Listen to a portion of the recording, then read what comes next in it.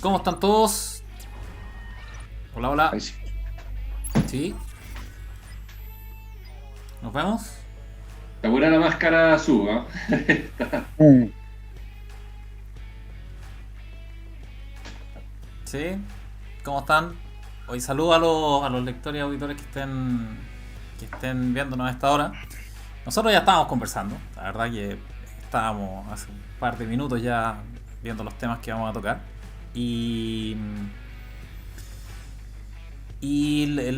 Primero saludarlo a todos, ojalá que salga mejor la transmisión, más fluida. Estamos esperando a Paulo. Así es que vamos con las presentaciones. Sub y Alen, ¿cómo están? ¿Cómo les ha ido esta semana? Muy bien, muchas gracias. Sub. Bien, también a Janer no te veis tú, por si acaso. ¿Qué? Que no te ves tu cámara. Sí, yo lo estoy viendo. Ujú. Ahí no sé. O sea, yo no lo veo, no sé, lo veis tú, Yo creo Ale? que tú no lo ves porque la transmisión estás tú sin máscara. Ujú. ¿Yo? ¿Sí? Va a ver. Espérame un segundo.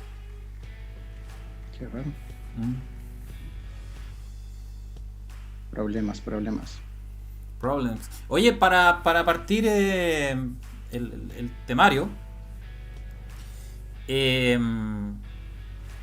la introducción de lo que vamos a conversar, para hacerlo corte, para que después hagamos la- el, el pimponeo, es el fallo del TC en el fondo. Y un poco las consecuencias, cómo lo vemos nosotros. Yo comenté la semana pasada que para mí era más crítico que el, que el estallido, porque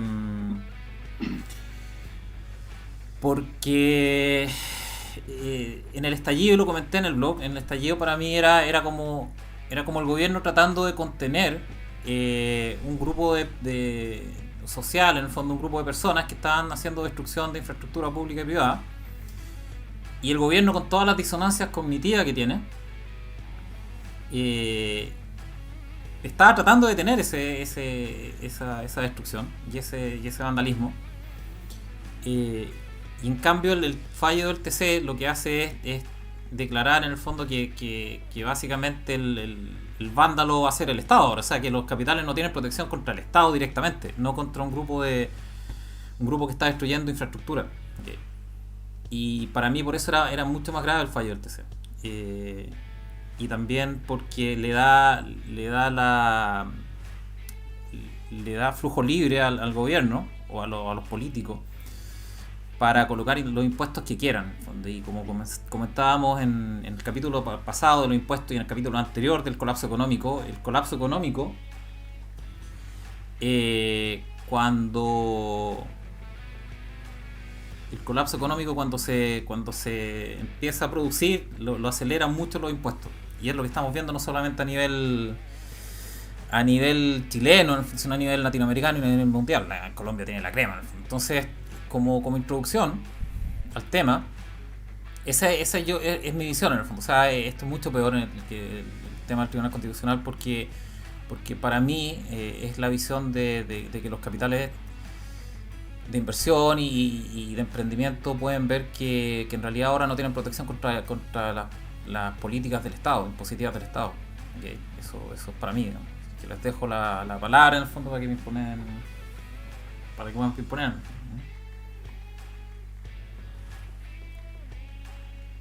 ¿Sí? ¿Se escuchan? Sí, se escucha, ¿Sí? sí. Sub está como... No está, yo creo que desapareció, debe estar reiniciando seguramente la máscara.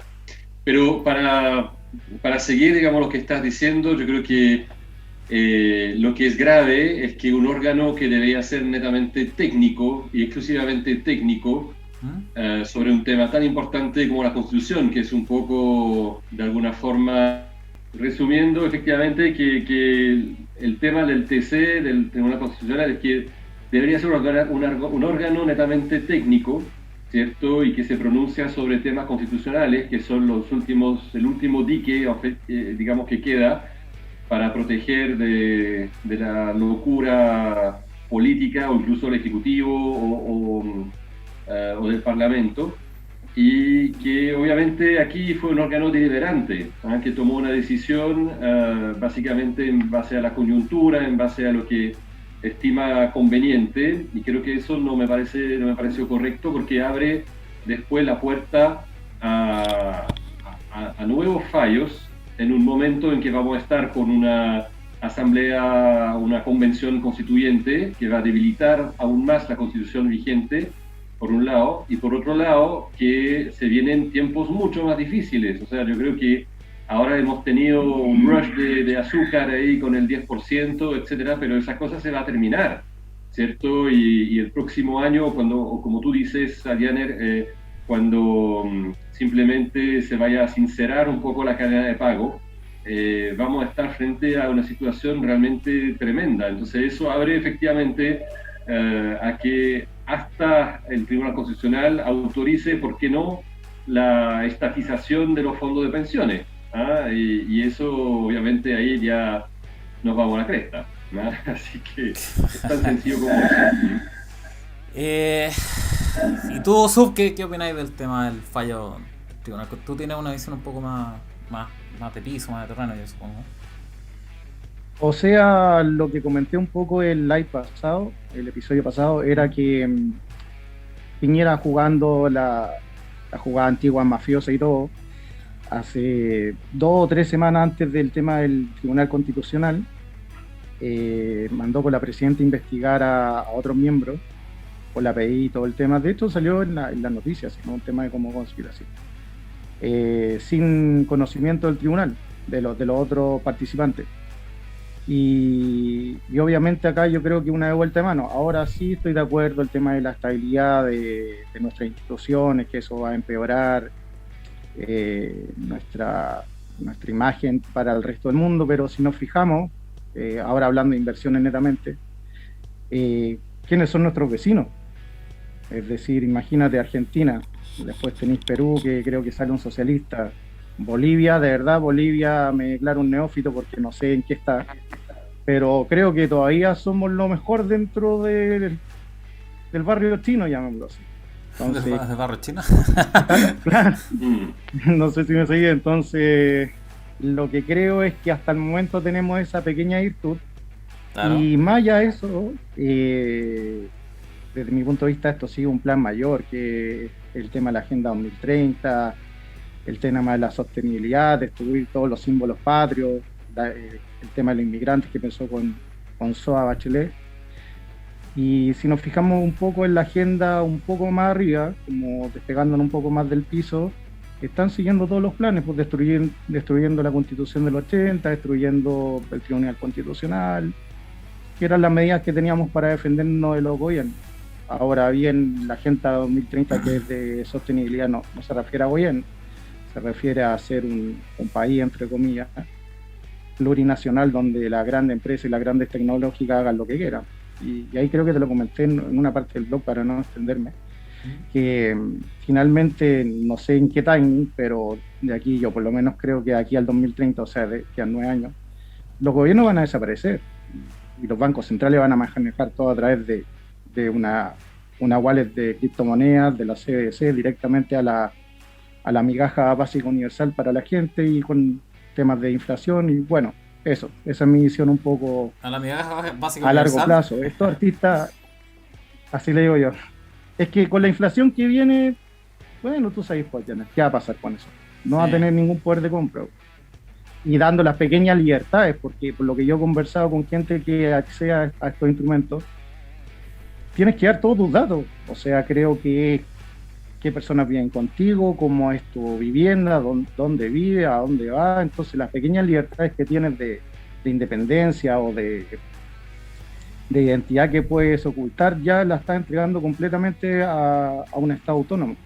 Pero nuevamente, como te repito, yo creo que una agenda más grande y que los países lamentablemente están todos siguiendo esto y hay que surfear lo mejor que se pueda, beneficiarse de repente de los mercados que están subiendo. Y eso, por eso la máscara guasonesca. Hay gente que le gusta de repente ver todo arder. No, es porque Eso, te mataron en la película, no. tú mismo lo reconociste, Sub. No quería decir spoiler, no quería decir spoiler. Era alerta de spoiler, Ah, chuta, por eso no perdón. quería decirlo. Perdón. Alerta de spoiler, No, entonces. pero estamos Bueno, hablando de la fueron película 2-1, del como te 90 y dije antes. algo. ¿Ah? Ah, claro. Sí. Oye, ¿cómo estáis, Eso. Pablo? Bienvenido. Hola, ¿cómo están todos? Bien, bien, bien, bien.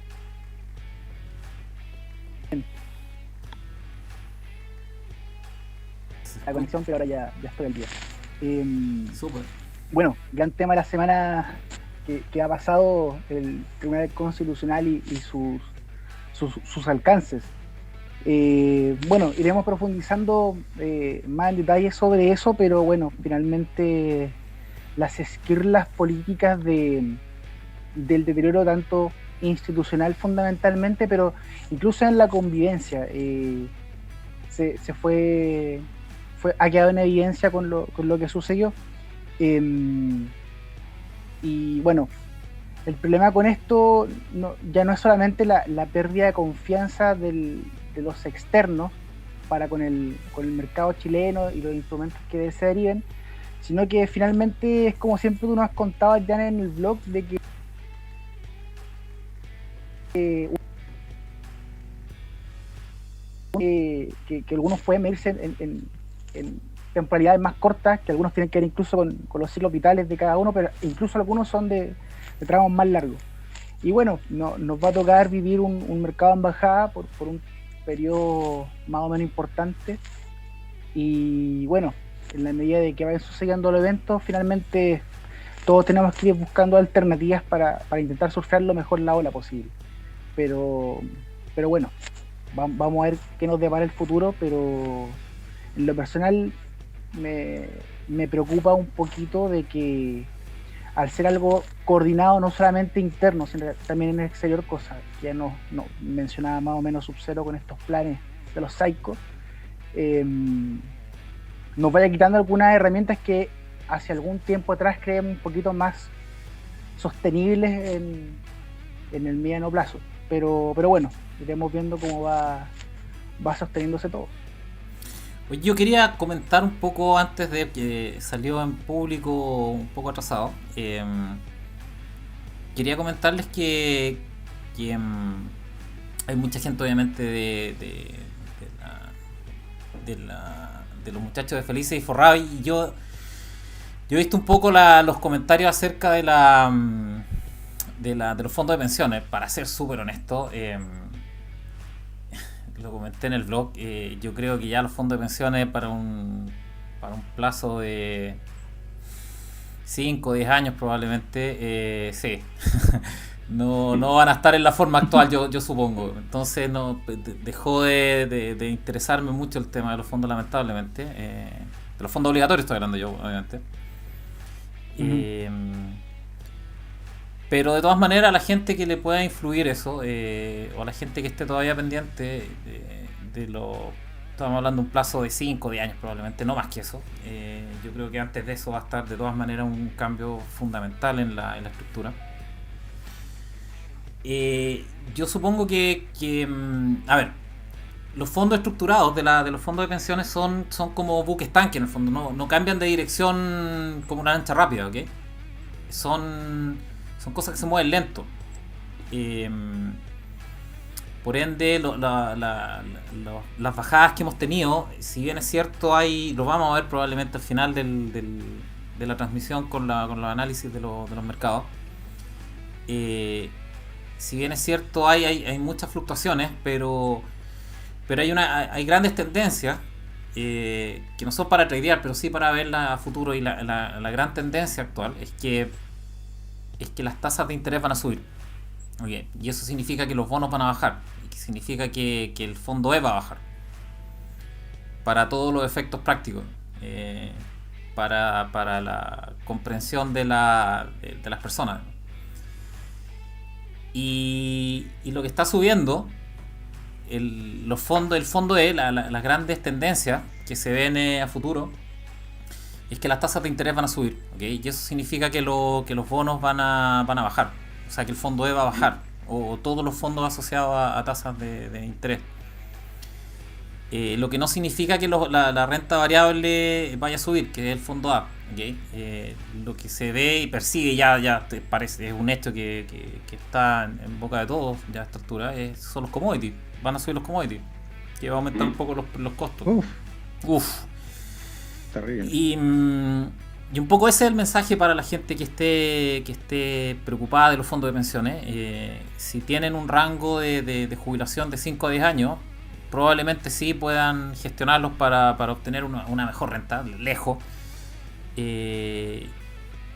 Pero si el rango es más de 10 años, por ejemplo, hacia la jubilación, yo creo de verdad que no van a estar en la forma actual los fondos de jubilación. No creo. Y yo al menos me dejé interesar en los fondos obligatorios para todos los efectos prácticos. Pero insisto, los grandes movimientos son que las tasas de interés van a subir, no al tiro. Insisto, son como buques tanques estas cuestiones, o son muy lentos de movimiento, pero son muy inexorables. Cuando empiezan el cambio ya no cambian más y siguen. Y el cambio de tendencia es claramente hacia tasas de interés subiendo. No ahora, ni tal vez no en estos meses, pero sí en un futuro cercano. En un futuro cercano, un año y medio probablemente van a empezar a subir las tasas. Ahora los bonos, perdón. Dale. Sí, las tasas que van a subir también influyen mucho las tasas de crédito hipotecario, ¿cierto? Y el valor inmobiliario, que es también otro refugio tradicional, pero que podría sufrir bastante en su valor si suben mucho las tasas.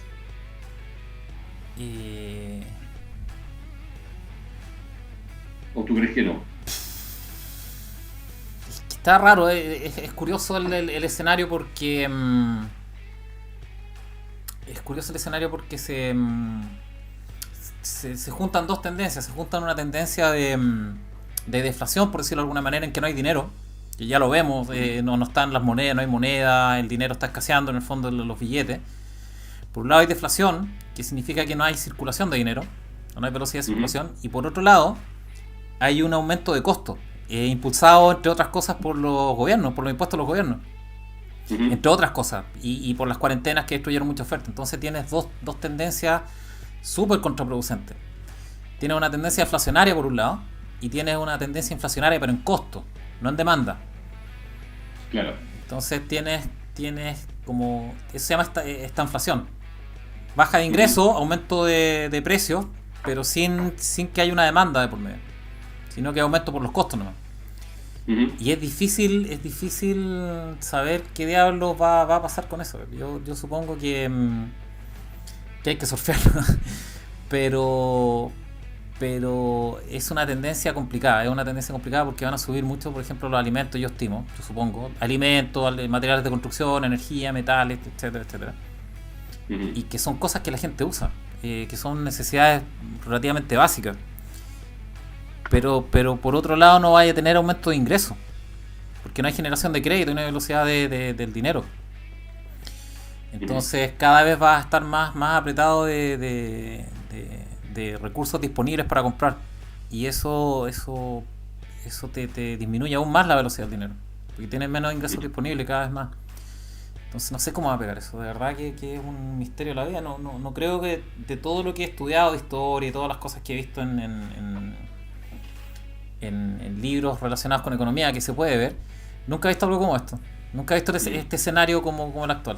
Lo que más puede uno hacer es combinar la depresión de los 30, que es de Estados Unidos, que es una depresión de falta de dinero, o sea, de apreciación del dinero, y por ende todo cae, salvo el dinero. La vivienda se desploma en un 90%, etcétera. Y lo podemos combinar con los 70, que es un aumento de costo por el cartel del petróleo, que aumentó unilateralmente los precios porque se les dio la regalada gana. Y empezaron a aumentar los costos de todo, obviamente, porque es la energía que mueve todo. Pero no vino por una mayor demanda, sino que simplemente empujó los costos el precio del petróleo. Y eso te generó, junto con Carter, en el fondo Jimmy Carter, que nadie confía en Jimmy Carter en Estados Unidos, según cuentan, te produjo una inflación estratosférica. Y el combate a la inflación es por vía tasas, supuestamente con la teoría económica nominal, y te empiezan a subir las tasas, entonces te revientan más la economía. Y por eso es una combinación de etapas, una combinación entre los 30 y los 70. Así que no sé cómo se van a combinar esas cosas. La verdad es que está difícil, está súper difícil. Ahí se las dejo boteando, a ver qué opinan ustedes de la situación actual. Oye, Janer, te puedo preguntar algo que acá en el grupo Preppers, tengo un Prepper que me mandó una pregunta directa para ti, entonces después te la puedo preguntar al final. Sí, pues, no problem. Ya, una ronda de preguntas, no sé. Ahí. Sí, no hay problema. Vamos. ¿Cómo se ve la cosa? Bueno, no sé si quieren alguien hablar o algo. Bueno, ¿cómo se ve la cosa? Súper mal, pues, viejo. Para la gente que tiene menores recursos, obviamente viene la inflación, después la vamos a ver con los gráficos. Pero fíjate que lo que hablamos en el live anterior, que era que los grandes capitales pueden escaparse, ¿cierto?, de los impuestos. Por ejemplo, si tú tienes... ¿Aló? Sí, ¿Están escucho. todos conectados, no? Sí, Se perdía Pablo. Ya. No, sí. Ya. Sí, Se pueden escapar mediante... porque tienen capital. Entonces con un botón salen los capitales volando, etcétera, etcétera. Pero si te fijas, mucho desde octubre del 2019 se escaparon. Por ejemplo, no sé si alguno ubica las plataformas que hay internacionales. Está la plataforma Pershing, por ejemplo, que la maneja el Vice. El Vice te permite, por ejemplo, manejar una plataforma Pershing de $1 para arriba. Creo que el BCI la maneja de $50.000, pero ya son ingresos o inversiones que son de gente un poquito más sofisticada en el tema de vehículos financieros. Pero ¿a dónde se fueron? La plataforma Pershing al final te deja como plataforma irte al Banco de Nueva York, un banco que creó Obama en la época que rescataron a los bancos, y te vas a ir a Estados Unidos donde está Joe Biden, que está subiendo los impuestos. Entonces, es decir, ¿dónde te vas? Desde mi punto de vista está súper complicado, como siempre digo, en el modelo antiguo. Yo siempre digo el modelo antiguo a los nodos centralizados y a los nodos descentralizados el modelo nuevo. En el modelo antiguo, a ver, siempre depende de la parte de independiente de cada persona, por ejemplo, de los recursos que tengan, etc. Pero tiene que haber como un mix entre, no sé, dinero en efectivo y día peso, ojalá autoabastecimiento en temas de comida, ojalá comprar mucho alimento no perecible, y en temas de inversión en el modelo antiguo, yo estaría viendo si se complica mucho Chile, Panamá. Brasil también, aunque a Bolsonaro obviamente los más mierda le dicen que es un genocida, yo creo que lo contrario en temas de cuarentena, porque al contrario ha estado como 5 ministros de salud que quieren poner cuarentena y ahora va a sacar a los militares y ponen cuarentena para que no se haga la cuarentena, entonces está tratando de salvar la economía. Pero eso en el modelo antiguo. En el modelo nuevo, que lo podemos hablar al final, el desarrollo de los nodos descentralizados y su par, que son las criptomonedas, tiene un rendimiento gigantesco. ¿Por qué? Porque desde mi punto de vista, los psychos siempre te presentan las dos caras, que ellos controlan todo. Creo que esa es una de las partes que ojalá todos nos demos cuenta, controlan todo. Cuando te ponen Bachelet o Piñera, los dos los tienen controlados, sirven al mismo amo. Entonces en este caso los dos modelos también lo controlan ellos. Entonces tienen el modelo antiguo que lo quieren hacer desaparecer mediante una destrucción creativa, un virus mágico inventado, lo que ustedes quieran, generan poco movimiento del dinero, que se llama deflación, o el M1 que no se mueve, después llega, emiten, compran empresas o la nacionalizan, y se empiezan a hacer dueños, y al final las personas buscan un salvador, que es el gobierno, mediante las migajas universales, y entregan su última libertad. Y los que tienen algo de inversión tratan de buscar rendimiento en el modelo antiguo. La banca no te da nada hoy día, hay problemas de liquidez. Cuando tú lo comentaste alguna vez en las tasas repo, que pasaba cuando saltaban.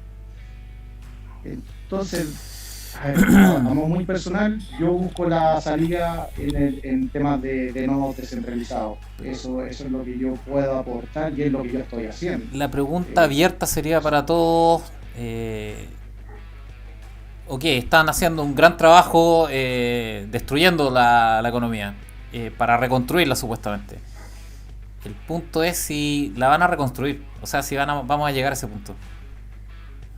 Si vamos a llegar al punto en el que la gente acepte la reconstrucción en las bases programáticas supuestamente que tiene esto, que es verde, bastante marxista en el fondo, bastante redistributivo, llamémoslo de esa manera. Y verde, marxista, redistributivo, con bastante restricción a los movimientos. Una de las cosas, y eso es lo que más me preocupa, una de las cosas en las que está basado esta destrucción creativa, si es que es creativa, es en restringir mucho los movimientos. Porque está basado en la premisa del cambio climático. Entonces, para esta gente, el cambio climático, no estoy hablando de teoría conspirativa, está en la página del web eso. El cambio climático es la principal agenda, es la agenda de reducir el CO2, las emisiones.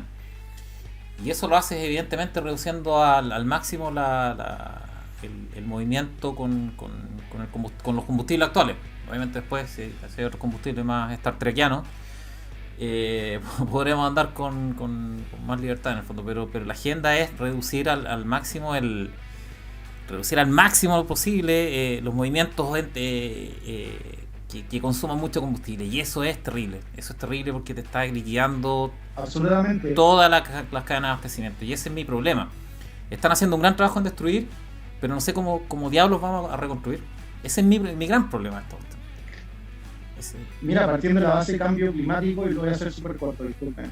Cambio climático lo hicieron ahora porque calentamiento global, con los datos que están saliendo ahora, no le da por ningún lado. Sí, está claro. O sea, le pusieron cambio climático, cualquier cosa. Está claro. Pero más allá de eso, al final, ¿cómo se produce el alimento o todas las cosas? Mediante transformar la naturaleza con un input que sea menor al output que salga, y el crecimiento poblacional de toda la raza humana se ha dado, ¿por qué? Por los combustibles fósiles.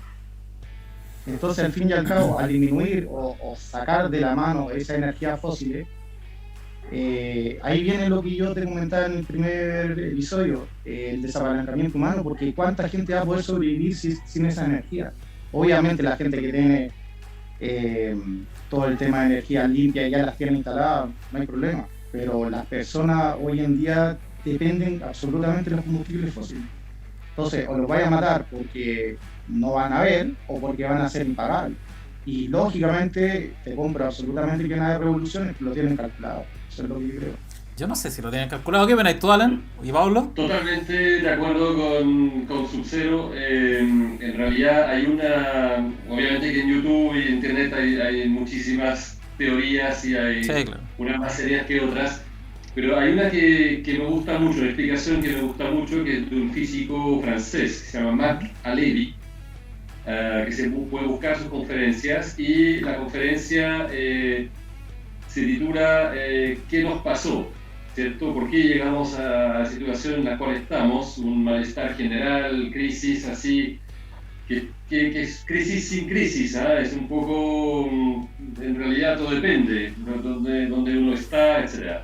Y él basa absolutamente su evidencia sobre el crecimiento humano, que ha sido exponencial desde la aparición de la energía fósil barata, ¿cierto? El petróleo, el gas, etc. Y que vemos realmente una curva de crecimiento humano que nunca se ha visto en la historia de la humanidad. Entonces, al final, lo que nos está pasando es que toda la forma de vida a la cual hemos estado acostumbrados, etc., en realidad se ha inflado de una manera increíble con el crecimiento de la población, y obviamente basta seguir las curvas para darse cuenta que esto no lleva hacia un muro, ¿no? Y entonces, bueno, los psicos obviamente tienen eso muchas veces, que son inteligentes, ¿no? No son tontos. Los políticos sí, digamos, los que sirven el pedaje, obviamente ahí encontramos de todo, pero hay unos que tienen cabeza, ¿cierto? Y esos obviamente saben exactamente hacia dónde vamos, y por eso que yo pienso que lo que estamos viendo es exactamente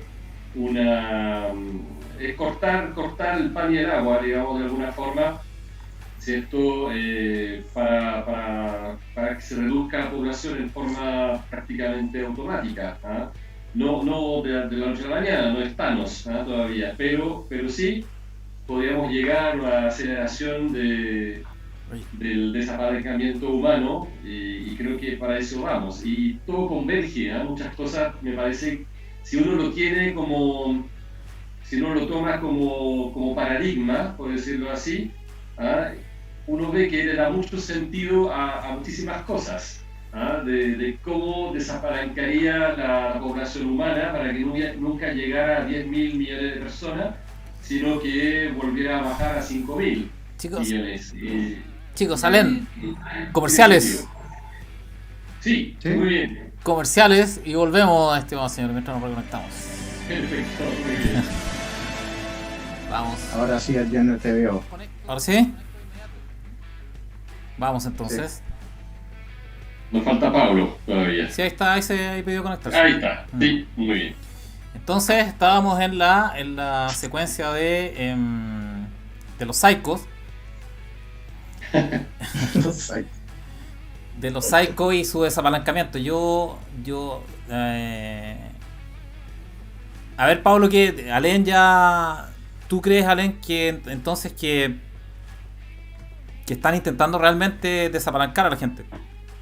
A la población humana. Yo creo que sí, de una forma controlada, obviamente, es demolición controlada, ¿cierto? Pero cuando uno ve efectivamente el control de la población por el miedo, eso es un primer tema. Después, efectivamente, tratar de cambiar un poco el paradigma de vida hacia la economía verde, etcétera, es otra forma también de volver a básicamente atacar la fuente de ese crecimiento exponencial, que ha sido la energía barata, fósil, ¿cierto? Y es eso que explica básicamente el crecimiento exponencial.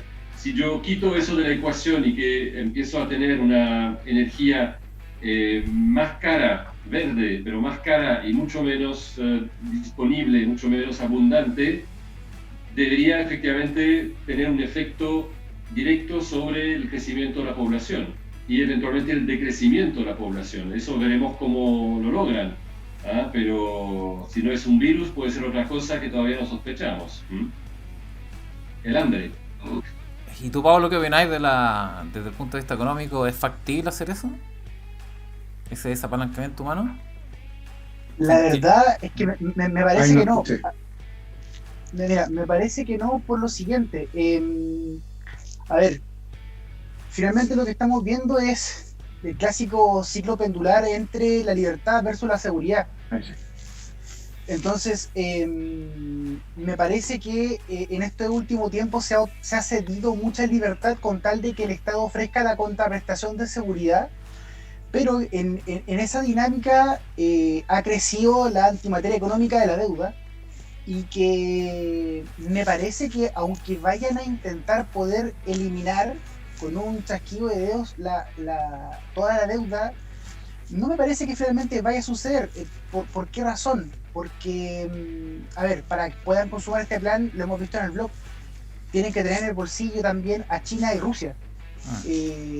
La dinámica del siglo XX, que ha sido atlántica fundamentalmente, un ciclo económico entre Europa y Estados Unidos, ahora se está mirando hacia una economía más hacia el Pacífico. Y en esa lógica, entonces, China, que tiene que tomar su lugar como la próxima potencia para el siglo XXI, la verdad que no la veo cediendo y compatibilizando una agenda a la par que todo este mundo que está quedando antiguo y obsoleto. Yo creo que va a pasar lo contrario. Creo que simplemente China va a tomar posesión en estos años que le quedan para poder desarrollarse como debería, poder sustentar el peso del mundo en su espalda. Bueno, con el problema que trae con su régimen económico, evidentemente. Pero en cuanto a las libertades civiles, la verdad que no me imagino que todo el mundo vaya a ceder en el imaginario en que los estados van a terminar colapsando, no como figura de estado, entiéndase bien, sino como los agentes causales en el desplome de la economía, porque los bonos de gobierno ya no van a ser confiables. Entonces me parece que desde el punto de vista político, incluso hoy mismo vimos que en Madrid Pablo Iglesias, que era un comunista acérrimo, finalmente salió último en elecciones. Démese la derecha, fue la que ganó finalmente la Comunidad Autónoma de Madrid. Entonces eso ya va dando algunas señas de que, si bien es cierto, tú puedes venderle a la gente que en este discurso redistributivo la gente cede porque eso va a dar cierto nivel de estabilidad a todos, pero cuando los datos van resultando en que tiene la tasa de paro más alta Europa, finalmente la realidad es la que va causando a que la gente finalmente tome en sus manos la conducta de su resultado de vida. Entonces no creo que lleguemos al punto en que empiece a morir gente y eso va a provocar el desabalancamiento, al menos como un acto natural. No sé si finalmente meterán algún otro bicho para poder justificarlo de una manera más soslayada, pero no me imagino que lleguemos a ese extremo por el balance de todos los eventos que faltan en la fila, me parece. El punto es que... Yo quería tocar dos... dale. ¿O no? Dale. Un segundo. Que mira, acá estoy viendo el chat en vivo y acá hay una persona que dice infertilidad para la población. Creo que ahí está de vaccine is that. Ahí sí. Yo creo que por ahí va el tema de... No se sabe, pero de hecho Bill Gates... Es que Bill Gates, el papá de Bill Gates era un eugenista, creo que es la palabra. Y es alguien, y los eugenistas son gente que... El eugenismo es lo que hacían los nazis en el fondo, con selección de raza. Entonces tiene mucho de esa yo supongo, de ese background, Bill Gates y toda la gente que está a cargo como de esta agenda en el fondo. Pero en términos de los gobiernos, lamentablemente yo creo que sí va a haber mucha violencia, porque los gobiernos finalmente, cuando tienen mucha deuda, pelean por su supervivencia, lamentablemente. No se van tranquilos en la noche, se dan una pelea. Claro. Y eso... Y el default de deuda, Janner, si no me equivoco, lo realizan con inflación. Tú sabes mejor la mecánica, pero creo que va por ahí. Es que tienes dos grandes mecánicas, y las mecánicas de los periféricos, como nosotros, por ejemplo. Claro, es inflación. En algún momento, eso es súper interesante. En algún momento los gobiernos, cuando ya están hasta las cachas de deuda y no le pueden colocar ninguna deuda a nadie ya. Claro. A ver, ¿qué pasó en Colombia? No sé si vieron el caso de Colombia, que es muy decidor de lo que de esta mecánica. ¿Lo vieron? Un cuento de los básicos, creo que fue. Sí. No, pero en general lo que pasó ahí es que fue bastante ingenuo. La gente izquierda es mucho más vivaracha con eso, con los impuestos. Entonces lo que hizo el gobierno fue, dado que los acreedores los tenían agarrados a las pelotas a Colombia, obviamente por las finanzas fiscales, entonces el gobierno lo que hace que uno piensa que haría el gobierno ahí, tendería a pensar que, ¿sabes qué más? Que se pudran los acreedores. Me da lo mismo, no voy a presionar a mi país ni voy a sacar recursos, porque la deuda en el fondo te saca recursos por los intereses se dan del país. Por lo tanto te saca capital del país. Entonces lo que uno pensaría es, o sea, que más como los argentinos solían hacer eso. Les da lo mismo los acreedores, les da lo mismo los acreedores. Pero los gobiernos no hacen eso en general. Los gobiernos lo que hacen es tratar de honrar las deudas para que los acreedores les sigan prestando. Entonces lo que hizo el gobierno de Colombia es tratar de honrar las deudas, o presentar un programa que le hacía suponer a los acreedores que iban a honrar las deudas. Pero ingenuamente, para mi gusto, lo que hizo el gobierno de Colombia, o el presidente de Colombia, es presentar un programa de impuestos generales, que finalmente así es como va a resultar. O sea, si tú le aumentas los impuestos a las empresas y a los ricos, eso los van a traspasar a precio. Van a terminar pagándolo todo igualmente, da lo mismo eso. Pero eso no lo sabe la gente. Es muy inteligente la gente izquierda en presentar los impuestos de esa manera. Lo presentan como una lucha de clases, la gente rica va a pagar su parte y todo el cuento. Entonces no hay mucha resistencia. Lo presentó el presidente de Colombia como un impuesto generalizado y les quedó la crema. Porque ahí obviamente la gente percibe el impuesto directamente. Entonces, pero en el fondo lo que pasó en Colombia es que el gobierno colombiano trató de presentarle un programa a los acreedores, o que vieran los acreedores que en realidad estaban tratando de recolectar dinero para pagarles de vuelta y para que pudieran colocar más deuda. Y eso es lo que pasó. Y eso es lo que termina pasando en esta etapa. Los gobiernos empiezan a apretar a su economía. Eso lo llaman austeridad, pero no es austeridad del gobierno, es austeridad de la economía, de la gente. Te empiezan a apretar con impuestos. Y te empiezan a reventar la economía. Lamentablemente. Y eso te acelera más el colapso económico, que es lo que vimos en el primer capítulo y la semana pasada. Los impuestos te aceleran el colapso económico. Y eso es lo que estamos viendo nosotros aquí. Se nota, o sea... un paro muy fuerte en Colombia. Han bloqueado todo el abastecimiento de Bogotá y de las grandes ciudades. Entonces se está viendo realmente una situación también casi todavía quizá no humanitaria, pero sí están escaseando rápidamente los alimentos y el transporte. Claro, y de hecho, por lo que leí respecto a Colombia, es que también el problema que tienen es la calificación de riesgo de su deuda también. Entonces, por esa razón necesitaban como aumentar la tasa de impositiva para poder ahorrar la deuda efectivamente, porque si no honran la deuda que ya tiene emitida, pueden perder el grado de inversión de la deuda colombiana y puede caer finalmente como un bono basura de alto rendimiento. Entonces eso ya dispararía las tasas de interés de la deuda del gobierno y eso genera una secuencia de eventos importantes y complejos. Pero finalmente es lo que les comentaba antes. O sea, así lo veo yo al menos. Los gobiernos sí, jamás van a caer en default al principio. Van a tratar de honrar la deuda. Van a tratar de pagarlo. Van a tratar de apretar con impuestos a la economía para tratar de pagar la deuda y para que les presten más plata. ¿Okay? Y con eso van a rentar más la economía. ¿Cuándo comienza el problema? Que es lo que les comentaba antes con la economía emergente. ¿Cuándo comienza el problema? Cuando ya nadie compra deuda. Ya nadie les cree a los gobiernos. Como Argentina, ya está haciendo el caso de Argentina. Y ahí empiezan a emitir. Y ahí empiezan a inflar empiezan a caer en inflación acelerada hasta la hiperinflación. Depende. En este proceso de caída, toda la gente empieza a juntar plata. Toda. Empieza a juntar plata y no gasta, que es lo que estamos viendo nosotros. ¿Okay?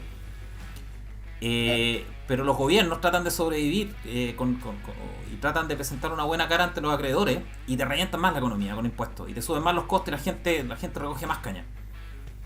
Pero cuando llega el punto en el que ya los acreedores no te creen que vas a poder recolectar dinero, porque obviamente está destruyendo la economía, en algún momento llega a eso, los gobiernos dicen, ok, ¿sabes qué más? Chao, vamos a pagar con dinero depreciado, y empiezan a imprimir. Y la gente en ese momento empieza a decir, chuta, parece que se viene a complicar la cuestión, viene inflación, entonces empiezan a gastar el dinero que tenían en los costados, empiezan a gastarlo, y ahí se empieza a producir inflación y empieza a acelerarse la velocidad.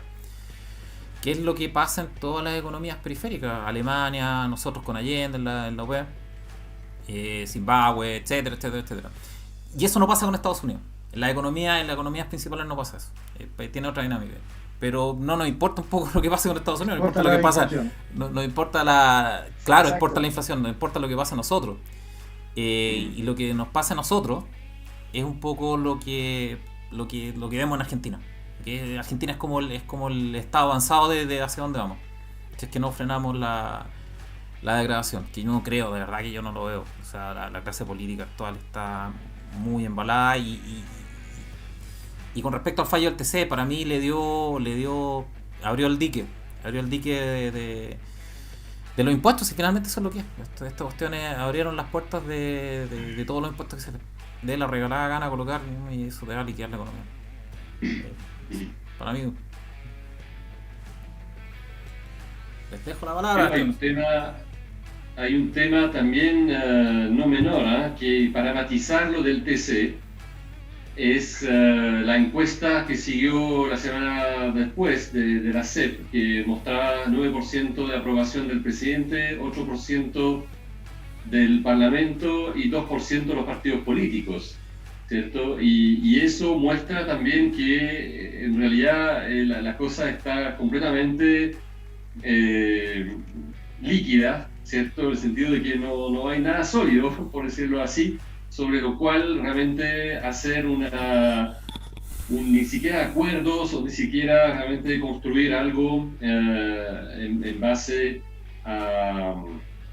incluso a acuerdos, porque la base, la gente, en definitiva, está rechazando todo el sistema político de decisión, de aprobación, etc. Entonces, es un tema que yo creo que es muy complicado también, ¿ah? De no tener más roca, digamos, sobre la cual construir, sino que actualmente todo es líquido, es movedizo, ¿ah? Y no creo que sea muy bueno eso, para Chile al menos. Es que cuando tú tienes como comentario así rápido, cuando eso se llama Estado de Derecho. El Estado de Derecho, entre otras cosas, es la protección de los capitales o de mi propiedad frente a las acciones unilaterales del Estado. Así es como nacen las constituciones y las revoluciones. Sí, son impuestos sí. sin representación. Ese es el origen de las revoluciones, los impuestos. Ahora, no las revoluciones, sino las constituciones en general nacen porque los gobiernos son muy abusivos, y son abusivos con los impuestos, en la mayoría de los casos. Y lo que pasa es que ahora le dieron permiso a la clase política para colocar los impuestos que quieran. Y no... ¿Cómo detienes eso? ¿Cómo detienes eso? Y los capitales lo perciben eso. La gente que invierte se llama Estado de Derecho. La protección contra el Estado y no la invariabilidad, porque obviamente las cosas tienen que ir cambiando, ajustándose a los tiempos, pero sí la estabilidad de las reglas del juego. No es que las reglas del juego nunca cambien, pero tampoco te pueden cambiar tan drásticamente de la noche a la mañana. Eso te da completa incertidumbre respecto de lo que viene. No te permite invertir. Imagínate un proyecto de 30 años en minero de 5 billones de dólares o 3 billones de dólares. ¿Quién se va a meter en una cuestión que te están cambiando las reglas de la noche a la mañana? Como por ejemplo el tema del royalty minero. Nadie. ¿Quién va a hacer eso? Claro. Pero si no se remedia rápidamente eso, va a ser la voz de la calle, finalmente el populismo del cual estamos hablando y todo, que va a decir, bueno, ya no confiamos en nadie, y va a ser la voz de la calle que se va a querer hacer escuchar, y obviamente eso ya no es nada, como decía, no es ninguna roca para construir, sino que es pura arena movediza, digamos, tan movediza como la opinión pública, ¿cierto? Y eso es sumamente complicado. Las malas noticias es que así terminan estas cosas. Claro, exactamente. La inercia que trae no es detenible, digamos, podemos patalear, podemos quejarnos, podemos echar putear, lo que queráis. Pero el impulso que trae ya no... Es lo que es en el fondo, y lo que es que va a terminar en salvo algún milagro para mi gusto, de un evento más global en el fondo, que la gente diga, oh wow, chuta, en realidad por este camino no nos vamos a sacar la misma mugre que se sacaron estas otras personas, pero si no pasa eso, vamos por camino Argentina o Venezuela o Colombia, del barrio, ¿okay? No veo cómo detener la inercia de lo que está pasando ahora.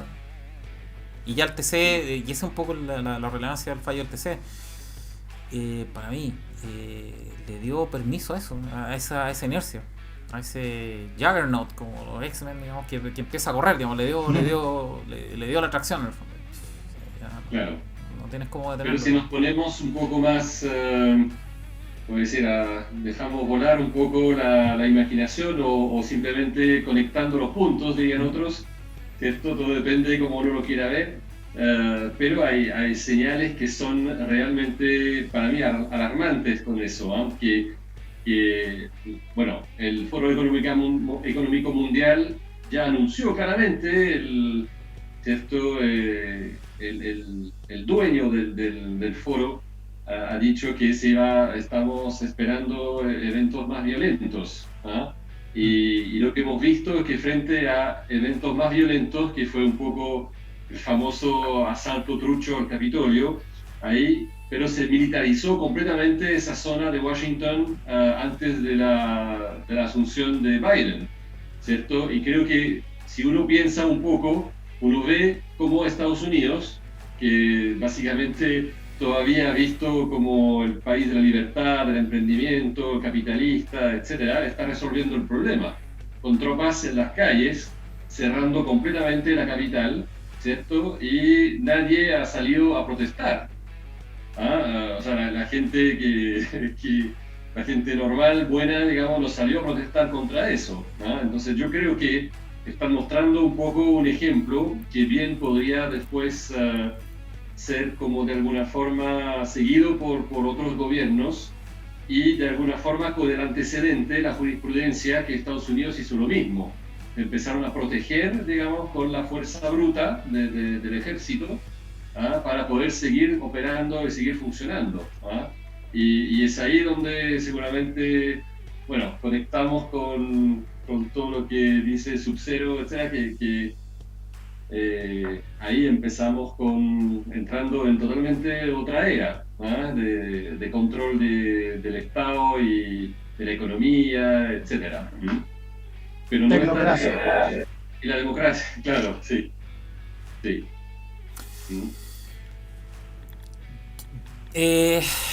Estados Unidos es el último bastión, yo creo, de occidental. O sea, China y Rusia claramente no están en la agenda. Y ese es un gran problema para mí. Es un gran problema para la paz mundial para mí. Porque tienen que... A ver, esto no le va a gustar mucho a la gente de izquierda, pero finalmente así es como funciona la cuestión. De más de izquierda. La gente de izquierda razonable, la gente de extrema izquierda no. Cuando tú tienes políticas en las que tú tienes que contar con los recursos de otras personas vía confiscación o altos impuestos, que es básicamente lo mismo, tienes que obligar eso, que es un poco las discusiones que hemos tenido en el blog. ¿Cómo obligas a la gente a pagar un 50, un 60, un 70, un 80% de impuestos? No puedes obligar eso. La gente se va o deja de producir. Si a nadie le gusta ser esclavo económico. Entonces en algún momento cuando tú empiezas a subir los impuestos, la gente se va o deja de trabajar, punto. O deja de trabajar hasta el punto en el que no te siguen cobrando impuestos. O no cae en ese marginal adicional. Y el gasto de esos impuestos es absolutamente arbitrario, es unilateral. O sea, yo decido dónde. Yo digo que el más pobre son la gente que está en mi barrio. Da un poco lo mismo, pero en el fondo lo que está pasando es que hay un ente central en el fondo que va a decir, ok, trabaja al máximo de tus capacidades y talento, pero la recompensa de eso me la quedo yo. Es comunismo, marxismo. O sea, todo el excedente de lo que tú necesitas para vivir, que es lo que tú produces supuestamente, pum, para el Estado. Y ellos lo reparten. Eso no es viable. Tú no puedes hacer eso. Tú no puedes obligar eso. Y la única forma de intentar obligarlo es colocar un muro, como el muro de Berlín. O China, o el control militar. Pero sí es cierto, es verdad. O sea, esa es la única forma. Igualmente todos tratarán de escapar. Así es. Pero finalmente ese tipo de regímenes es un régimen que tiene que ser autoritario y que tiene que ser totalmente tirano, porque por lo mismo tú no puedes obligar a la gente a hacer o a gastar su dinero en lo que no quiere y menos trabajar al máximo potencial que tiene disponible para entregar todo el resultado de su trabajo. No puedes hacer eso. No existe esa cuestión. Y por eso fracasan esos regímenes, pero finalmente es lo que están tratando de hacer ahora en Occidente. No sé si lo están tratando de hacer como una agenda o todo coordinado por arte de magia, no tengo idea. Pero si no está dentro China, que es la segunda potencia mundial, no lo pueden hacer porque los capitales se escapan para allá. ¿Qué es lo que pasa en una economía cerrada? Si tú no cierras la economía, se te van los capitales. La gente se va a ir. Entonces tú tienes que tener, por decirlo de alguna manera, todo el mundo en esta agenda. Si tienes a alguien que se escapa de eso, que es la órbita rusa-china o china-rusa, los capitales se van a escapar para allá. O para cualquier lado donde vean que hay una potencia que puede protegerlo.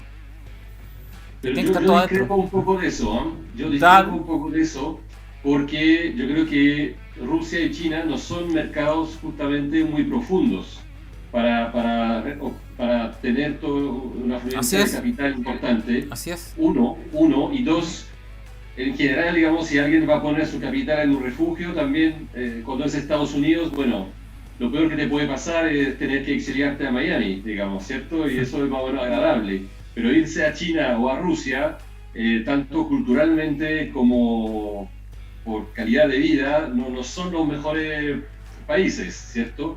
Y yo creo que hay un tema también que olvidamos un poco de China y de Rusia, pero con menor grado, que si bien son cifras, 1.500 millones de habitantes, digamos, potencia productora, etcétera, pero básicamente son centros urbanos muy desarrollados, pero después está el campo y uno entra en otra dimensión, digamos. O sea, Sí. China todavía es un país que es subdesarrollado en muchísimas áreas para gran parte de su población. Entonces, de alguna forma, yo creo que no tiene todavía la estabilidad ni la profundidad de mercado como para recibir la plata del occidente, por decirlo así. No, para nada, pero lo que pasa es que se está preparando. Sí, Se está preparando, si ese es el punto. Tú lo puedes ver eso. ¿Ok? claro. Y Siempre hay que ver a qué plazo. Yo a Claro. veces, digamos, pienso a corto plazo, No. a 10 años, 20 años puede cambiar mucho, claramente. no estamos hablando del próximo año, pero estamos hablando claro, 10 años, 15 años. China se está preparando. Claro. Se está preparando a marchas forzadas, está preparando su mercado de capital, está preparando su mercado de deuda. La parte más importante. La misma ruta de la SEA. Sí, Así es. sí. Así es, misma ruta de entonces, la SEA. entonces se está preparando completamente para recibir esos capitales. No está preparado, Sí, se está preparando, si ese es el punto. Tú lo puedes ver eso. ¿Ok? claro. Y Siempre hay que ver a qué plazo.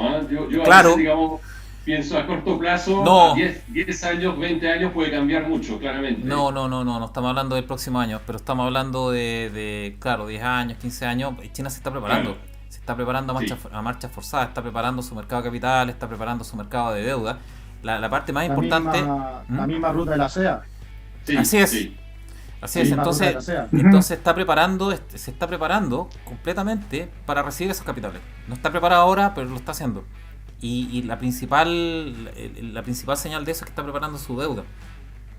Ujú. La deuda es el principal factor de recepción de capitales, la deuda estatal o de gobierno, porque ahí, Sí. lo he comentado, si tú no tienes una deuda viable y sólida, los capitales no llegan, porque no tienen dónde estancarse o dónde aparcarse mientras hacen sus movimientos dentro del país, en el fondo.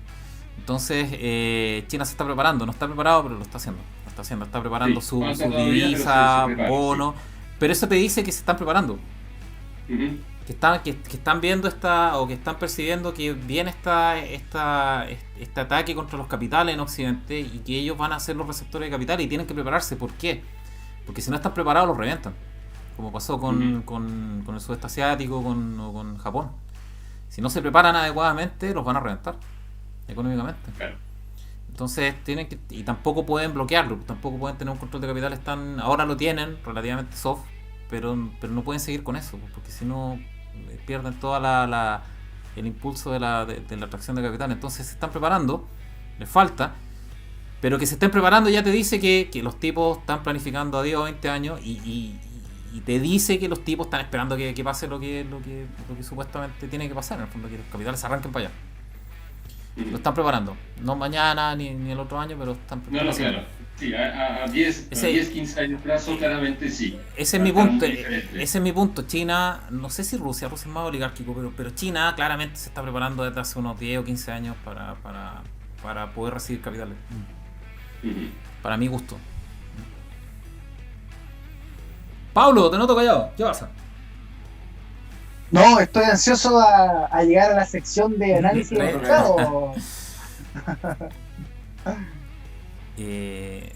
Oye, pero yo quería comentar lo que hablaban un poco de la izquierda a la derecha o el populismo. El populismo es muy atractivo. La otra vez lo escuchaba, no me acuerdo quién, o sea, lo vi en un programa, no me acuerdo quién lo dijo. Pero es muy atractivo porque te da el tema de la inmediatez.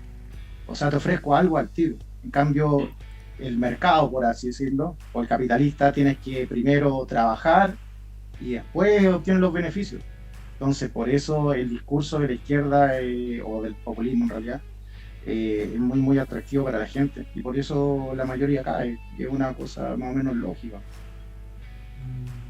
Yes. Espérenme que Tan está- sencillo como eso. ¿Nos vamos a comerciales o no? Ah, pensaba. Lo que pasa es que se terminó la transmisión en YouTube. Como que dura 1 hora y se cae la cuestión. ¿Qué es esta cuestión? Déjame ver. Pero estás grabando también, ¿no? Sí. Sí. Ah, ok. Ahí creo que está volviendo la transmisión.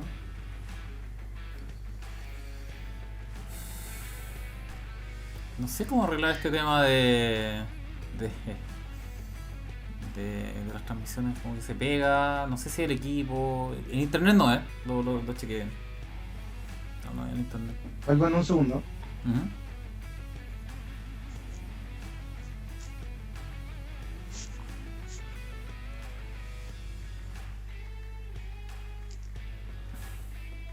Sí, es curioso que se corte en 1 hora.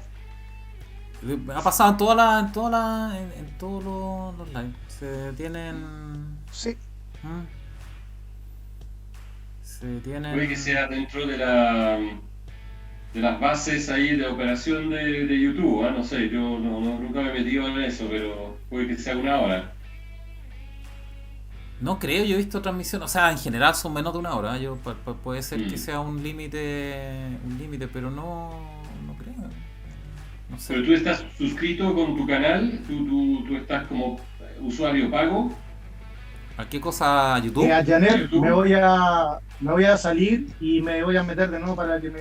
Sí, me todos acepte. salgamos, porque está avisándonos Ah, ya. que no se Sí, termina. que quedan 9 minutos. Sí, salgamos y entramos. Salgamos. Bueno, estoy grabando el programa, si es que después lo tiramos a la segunda parte. Si quieren, vemos los análisis. ¿Quieren ver los análisis de mercado?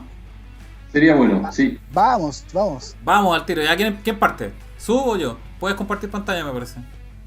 ¿Puedo compartir? Sí. Ya, avísenme si se ve. El anfitrión todavía no. Me dice que no. Inhabilitó la función de compartir pantalla. ¿En serio? A ver. Oh. ¿Cómo tan mala onda? De nuevo, el Estado. El Ahí Estado. sí. Estado represor. Controlado. Dale. Ahí sí. ¿Ahí sí? Dale. Sí, ahí sí. Espérame. Ahí se está viendo, creo que sí, ¿no? Sí. Exacto, sí. Ya, aquí estamos. Ya, perfecto. A dejar minimizar esto acá. Y lo voy a dejar por ahí. Excelente. Buenísimo. Ya. Se ve, ¿cierto? Sí. Estupendo. Sí, Sí. perfecto. Ya. Buenas noches. No, de nuevo. Buenas noches. Bueno, esto es... Bueno, voy a hablar de lo que a mí me gusta, que son las criptomonedas, porque son nodos descentralizados y donde, desde mi punto de vista, está fluyendo el dinero. Entonces, esto es Bitcoin, ahí la media móvil con pendiente positiva, y si se fijan, este es el precio. Voy a poner acá un crossover, creo que se llama crossfade, y absolutamente se encuentra con una tendencia al alza, es decir, para estar en largo. Ahí hizo un doble techo, lo que se denomina resistencia, y aquí habría un soporte. Y hasta el momento, para los que son swing trader o tienen operaciones más allá de un mes, a 6-7 meses, estaría bien para estar en largo. Ethereum, no sé si quieren preguntarme, no sé, en el diario. En el diario igual se pegó una bajada hoy día. Espérenme, acá está en el diario. Ahí se pegó una bajada, la voy a agrandar. Esa es la bajada de ayer en realidad, porque hoy día abre a las 9 de la noche, abre China, lo asiático, entonces ahí está subiendo un poquito. Pero ayer, llamémoslo así, ayer por hasta las 9 de la noche, se pegó una bajada en el diario. Pero yo lo veo más que nada en semanal para la gente que quiere invertir como, entre comillas, a largo plazo, más allá de un mes por lo menos. Ethereum, ¿qué puedo decir con Ethereum? Una locura, el movimiento técnico, la media móvil. Oye, sí, Ethereum está está volando los traseros a Bitcoin. Yo creo que se está separando y yo te comenté, si no me equivoco, como hace 2 años, déjame ver tu blog, como hace 2 años sobre Ethereum. A ver, déjame ver si no estoy equivocado. Un segundo. Buscar. Veamos. Buscar. Estoy casi seguro. ¿Qué opinabas de Ethereum? No, ni ¿Y idea. qué dijo Janner? De Ahí, criptomonedas. yo te puse esto, Ethereum nuevo orden mundial. Era un video que te mandé, todavía me acuerdo. 10 de abril del Ah, 2019. Qué gana. No, pero el video ya lo bloquearon, ¿no? Ah. No, Janer dijo lo mismo de siempre, el tema que es un buen activo, pero dependiendo si los estados lo bloquean. Igual estamos todos preocupados de eso, obviamente. Claro. Pero a ver, 2019, un segundo, voy a volver acá de nuevo. 2019, ¿a cuánto debe haber estado? Lo voy a poner mensual para que no se me vaya. Dígame si me alargo, por favor. No, dale, tranqui. Abril 2019. Estaba, ahí está el close, en $200 aproximadamente. Hoy día está en 3.300. Estamos hablando, a ver cuánto es. No sé, cálculo esto. 3.300. Dividido en 200. 16 veces este activo. Este papel, 16 veces ha subido 1.600%. Entonces, Está a en lo que Ethereum, voy ¿no? yo, Sí. yo sí, pero no estoy desde el 2019. Obviamente he hecho lo que cada vez me pego más a puñalar, que saco No, un buen pero sí. porcentaje y la saco. Pero es que yo creo que no hay nadie hoy día que diga, no, yo me metí a Bitcoin, Sí, no sé, el 2013 con $1 y sigo en. No, Nadie. porque si tenías un 100% de rentabilidad te salís. Sí, Claro. sí, ¿sí? no. O Entonces, 100. yo hago unos videos y ahí yo puse que me salí también de Ethereum, pero me salí como en 2009 con una muy buena rentabilidad, la aseguré y siguió subiendo. Así que la salida todavía me falta todavía pegarle bien a la salida. La entrada creo que mi sistema está más o menos bien, pero la salida me cuesta un poco todavía. Pero salí con una rentabilidad que no te la da el modelo antiguo, llamémoslo así, por ninguna parte. Eso. Yo estoy buscando que Ethereum debería tener una corrección esta semana. En el diario, déjame ver. ¿Qué, un cuál es, segundo en el diario. qué Ni siquiera ahí ¿Qué está temporalidad la es esa? Esta es diario, pero ¿Ya? te la voy a mostrar en semanal. En semanal, a ver. En semanal yo encuentro que tiene indicadores míos que me dice que está muy sobrecomprado. Para no decirlo acá, que son temas de mi propio setup, llamémoslo así. Pero yo lo encuentro muy sobrecomprado, pero Don Market siempre tiene la razón. Así que no hay nada que decir. Es que es muy violenta la subida, en semanal es muy violenta la subida. Claro, yo lo estoy viendo casi en 90 grados, entonces obviamente dije voy a asegurar mis lagos y me salí. No es muy sostenible eso Imagínate que generé 100% cada mes, que pues fueron 2 meses. Entonces dije, chao, me cachai. Pero bueno, esa otra moneda que yo manejo, no sé, no la voy a analizar porque no es tanto como con tu live.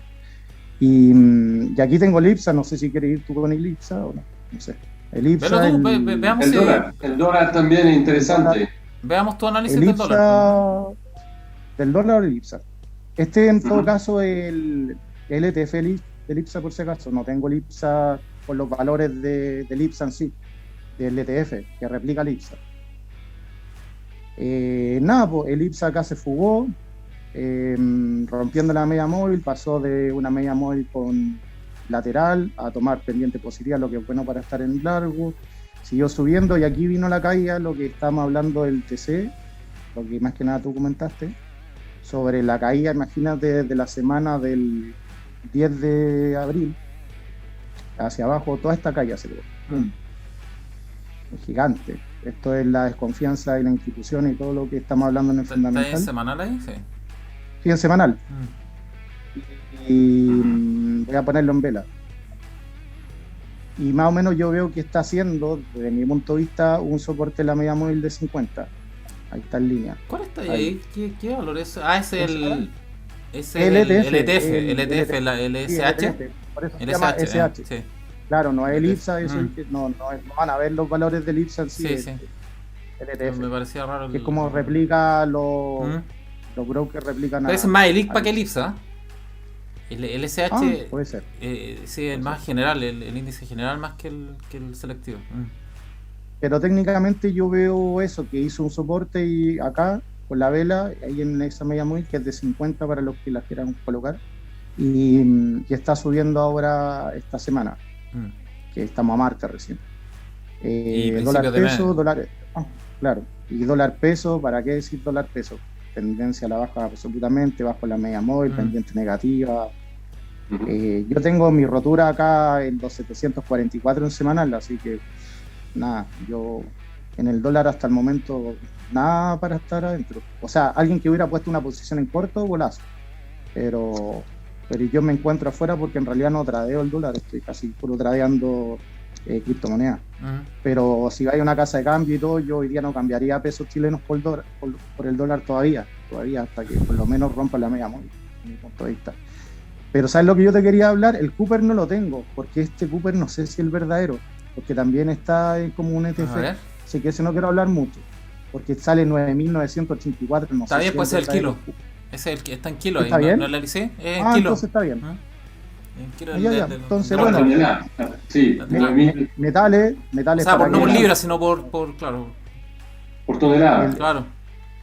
el cobre acá, bueno, por tonelada, ¿para qué decir? Miren la media móvil con pendiente positiva, la línea de precio asquerosamente alcista, y también creo que ya está entrando niveles de sobrecompra, lo cual no quiere decir que vamos a tomar un mercado bajista ni nada por el estilo, pero es una corrección sana. Pero a mí lo que me da miedo, lo que hemos hablado mucho en el live, el tema de los alimentos, todo es el que a mí me da así. ¿Ese es el trigo? Corn, Ah. sí, aquí, internacional. Miren el crecimiento, vamos a poner fecha. Aquí, bueno, se fugó más o menos el 3 de octubre del 2020, pero si vemos el último piso que tuvo importante bajo la media móvil, fue en agosto del 2020. Estamos hablando de 300, no sé con qué, 300 no sé qué vale, si una tonelada o no sé esa parte.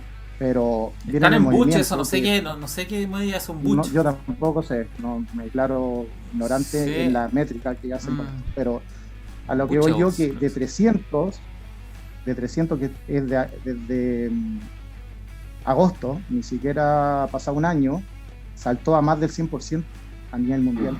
Claro.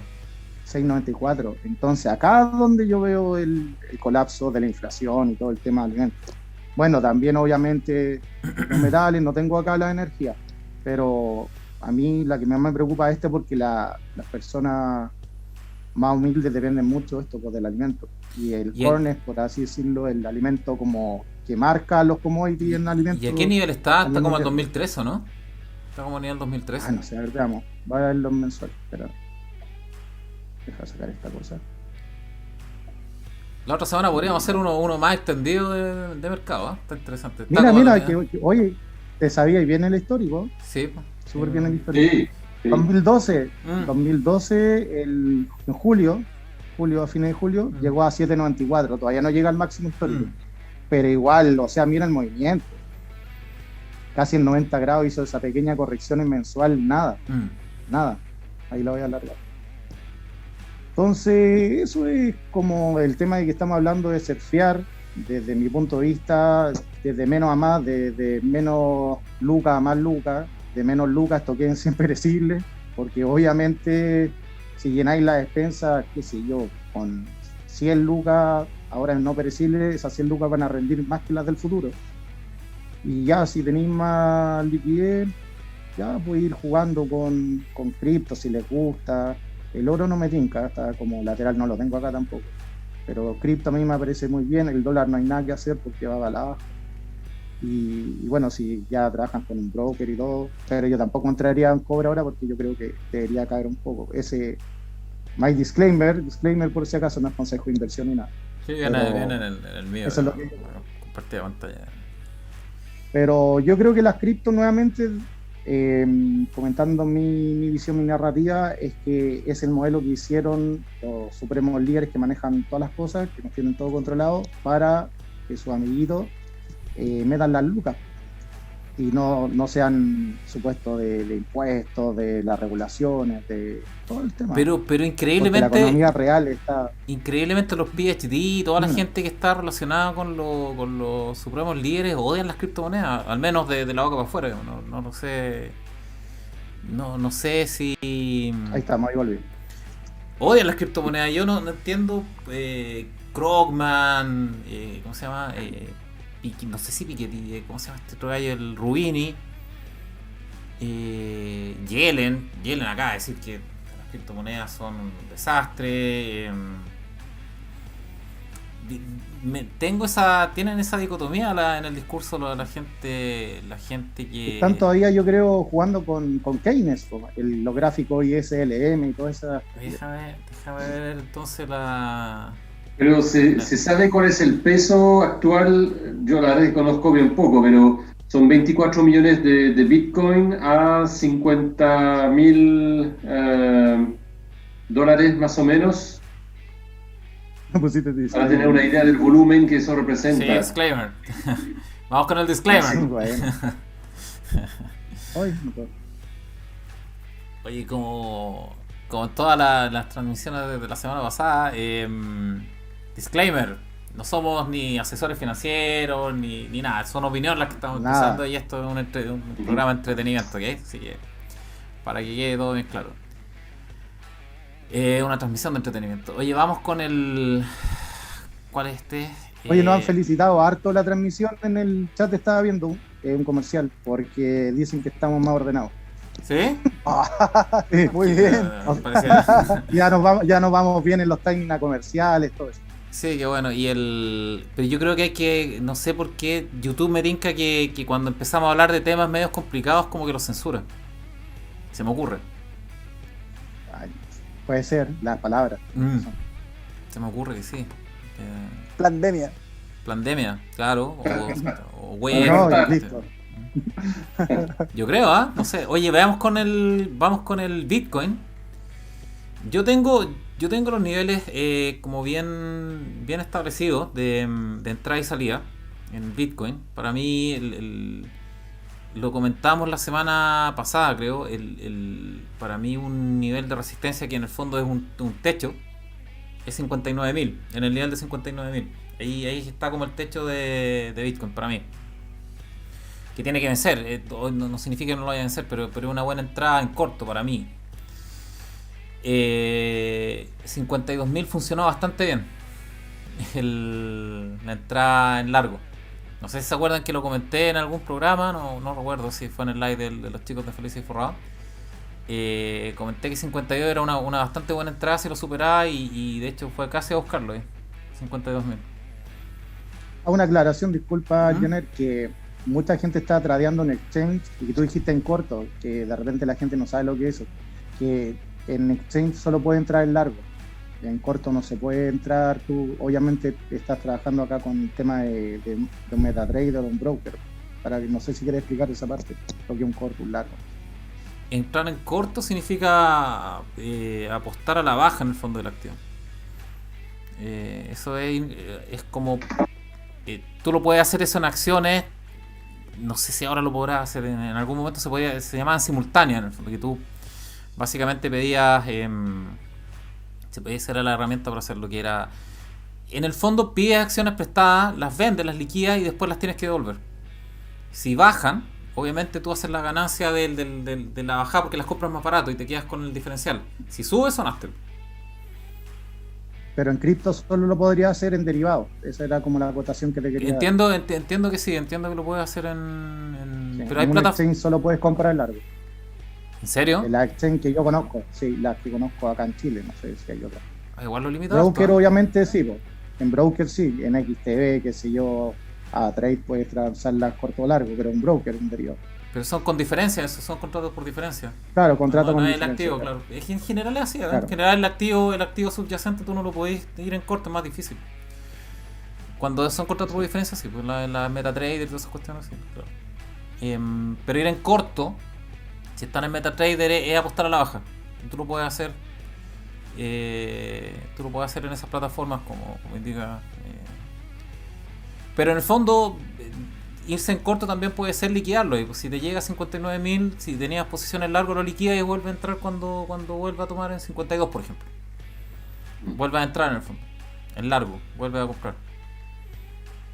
¿Sabes?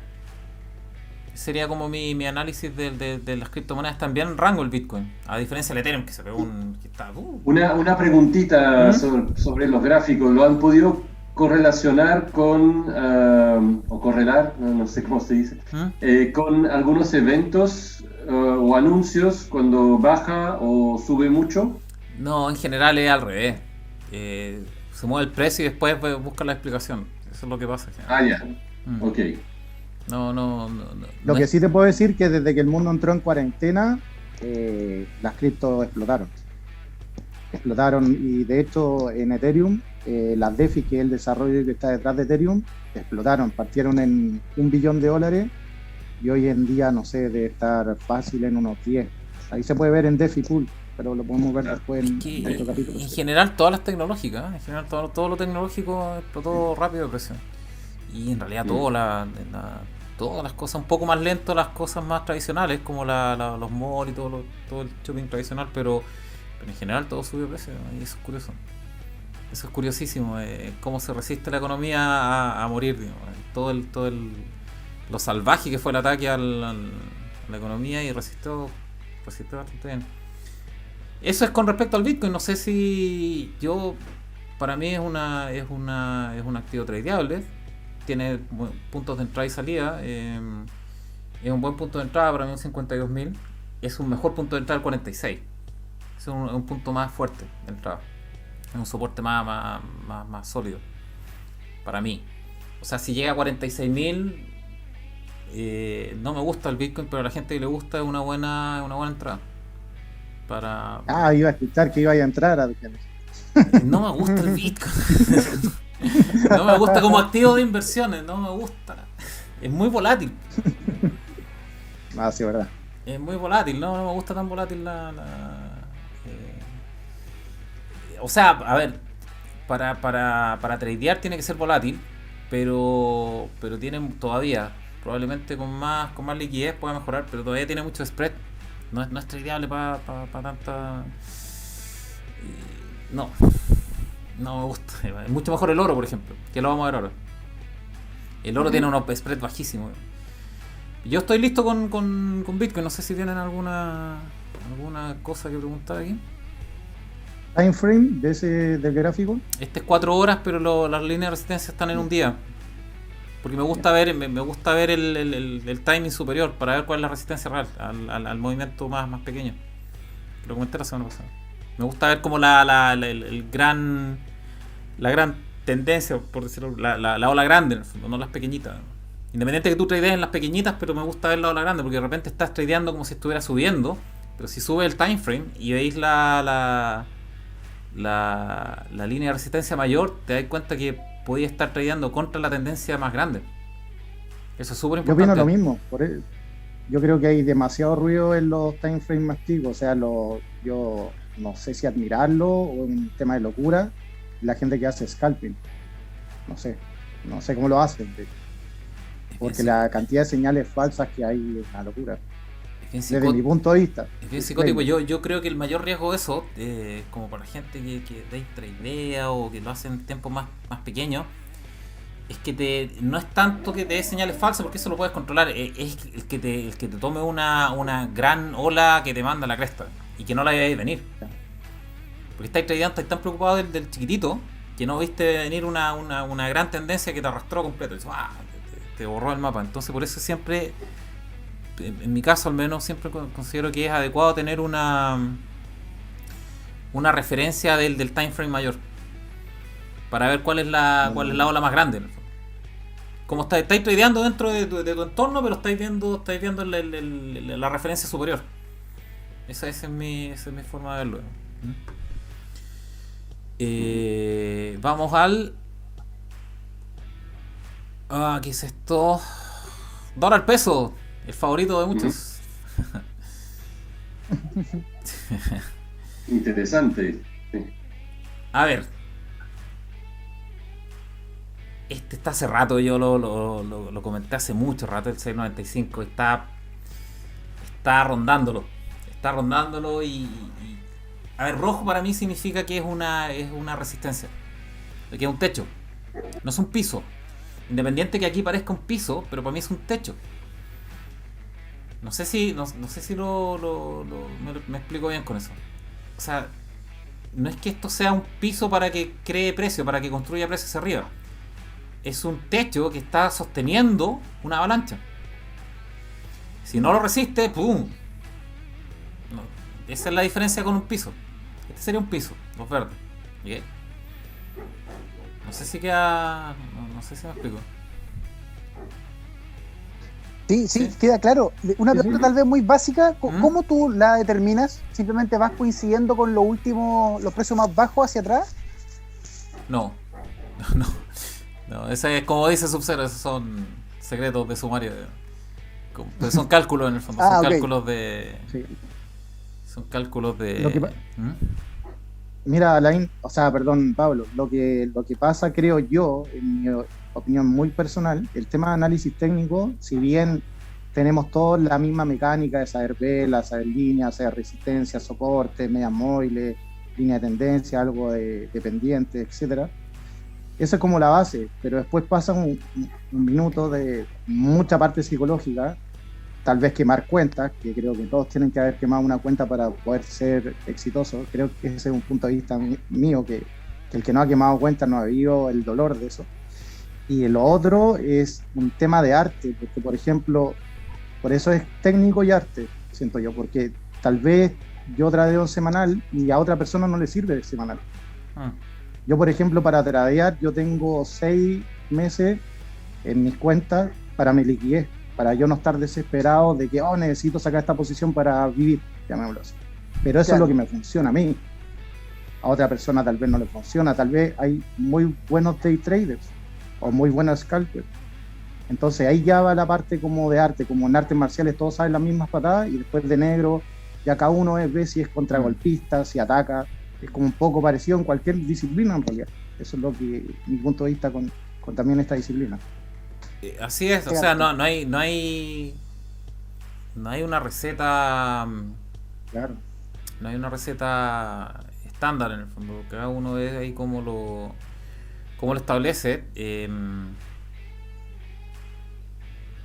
Son niveles que se van estableciendo con diferentes indicadores. Yo lo hago más bien con acción de precio que con indicadores. Pero no es tan sencillo como ver el último nivel de más bajo, más alto, independiente que hay mucha gente que lo hace así y le resulta bastante bien, ¿eh? O sea, se compran o con una posición en la parte más baja de la gráfica anterior y es una buena entrada, siempre así. El tema es la precisión. Ahora con backtesting somos todos millonarios. Sí, claro. sí, claro. Ver para atrás debería haber entrado acá, salir acá, es lo más fácil. Lo que pasa es que el precio tú no lo veías a futuro. Y ahí es donde está el análisis técnico y tu ojo, llamémoslo así. Claro, por ejemplo, para el IPSA después lo vemos. Comenté en el blog que habían 2 niveles. Bueno, pero terminamos con el dólar peso antes de que nos mande Zoom de nuevo para afuera. Claro, o sea, a ojo se ve que hay una tendencia súper fuerte a la baja. No hay que... Una tendencia a la baja se define por mínimos menores y máximos menores. ¿Sí? Es como lo canónico. Y es lo que estamos viendo ahí. El punto crítico para mí es que esa línea roja donde está topando es un techo. No es un soporte, es un techo, es una resistencia. Por lo tanto tiene mucho espacio para la bajada, para mí, o sea, en mi análisis. ¿Y cuál es el espacio de bajada? Hasta 6.54, al menos. O sea, oye, Janer, ¿y qué opinas de lo que hablábamos antes, uniendo un poco lo que hablamos antes? ¿No será que el dólar con el peso chileno nos está demostrando que no somos los más feos del barrio chino, como te digo? Sí, claro. Hasta el momento. Sí, claro. Eso es que tú puedes tirar todos los fundamentales que quieras y al final es como interpretativo, pero el dólar es un poco un reflejo del flujo de capitales y lo que está diciendo es que estamos invirtiendo o sea, no se están escapando y por otro lado están requiriendo peso. ¿Para qué? Yo podría interpretar que está requiriendo pesos para guardarlo. Sí. Podría perfectamente interpretar eso porque, por ejemplo, la semana pasada el dólar, independiente que se pegó una pequeña alza, pero siguió la tendencia a la baja. Entonces uno podría perfectamente decir, ok, están liquidando las acciones para guardarlo, para transformarlo en peso y guardarlo. Si uno se pone a elucubrar, claramente no lo están sacando del país. ¿Y a dónde lo va a sacar? A Estados Unidos, que están a punto de reventar impuestos todo. Claro, ese es el tema. A Latinoamérica, ¿que dónde? Es que en Latinoamérica. Entonces, y además con la amenaza de impuestos, las únicas partes más o menos inmunes a eso es el efectivo o el equivalente de caja. Todavía no le colocan impuesto al dinero. Cuando lo hagan ahí estamos fritos, pero por el momento tu posición de caja no es imponible, por eso la gente acumula dinero para saltarse los impuestos. Ese es el movimiento. Y es más, lo que tú dices, la banca normal también está pasando eso. Muchos fondos mutuos se están pasando a money market buscando liquidez. Claro. Entonces es un tema interesante, pero en términos generales viene a cero baja y está topando ahora una resistencia, no un soporte. Lo que significa que si lo vence, espacio bastante hacia la baja. Vamos antes que se termine el Zoom. Esto que es IPSA. IPSA, claro. A ver, este es el movimiento que vi el viernes. Comenté que tenía una resistencia en 4500 y un soporte en 4480. ¿Okay? Lo hizo bastante bien, o sea, fue a buscarlo, que fue muy raro eso, pero se debía venir. Pero este es un soporte, ¿okay? Por lo tanto, independiente de que a lo mejor termine un poco por debajo de ese soporte,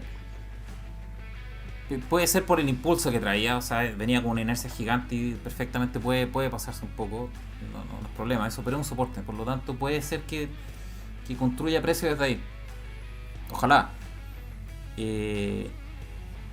Y este es un nivel de resistencia, estos son semanales, no son diarios, son semanales, por lo tanto tienen que cumplirse esto para mi análisis en la semana. Además está en barra, porque en el close debe haber cerrado más arriba. ¿Cómo, perdón? Que tú dijiste que se pasó un poquito más abajo del 4482, ¿cierto? Claro. Pero fue en barra.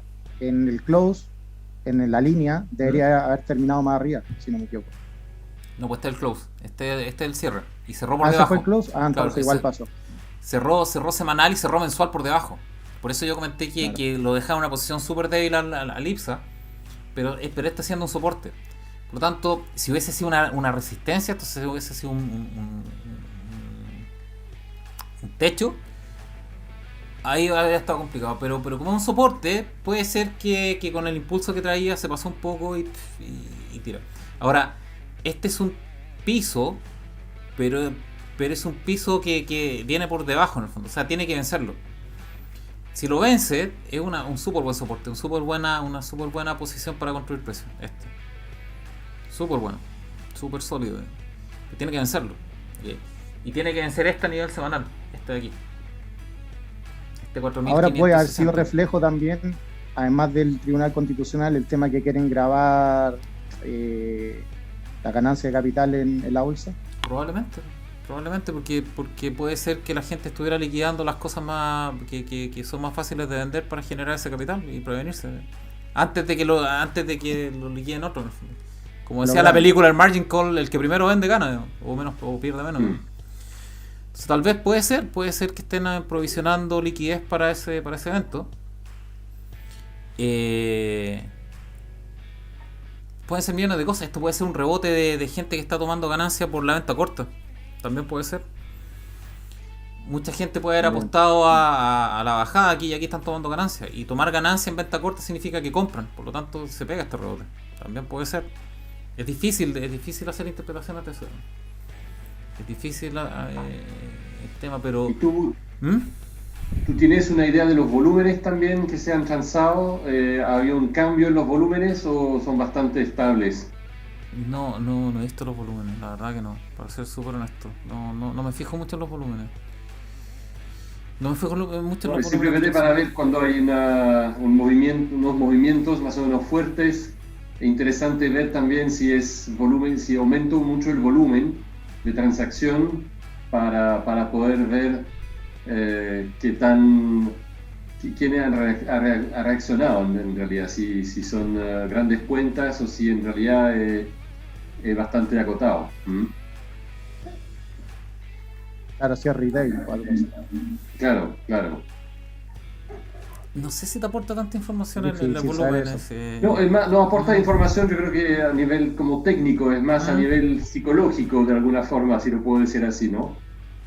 Es que De interpretación. muchas veces, y te pasa en el fondo, por ejemplo, cuando estás aquí, vamos a esperar a ver si puedo, cuando estás aquí, ¿se ve?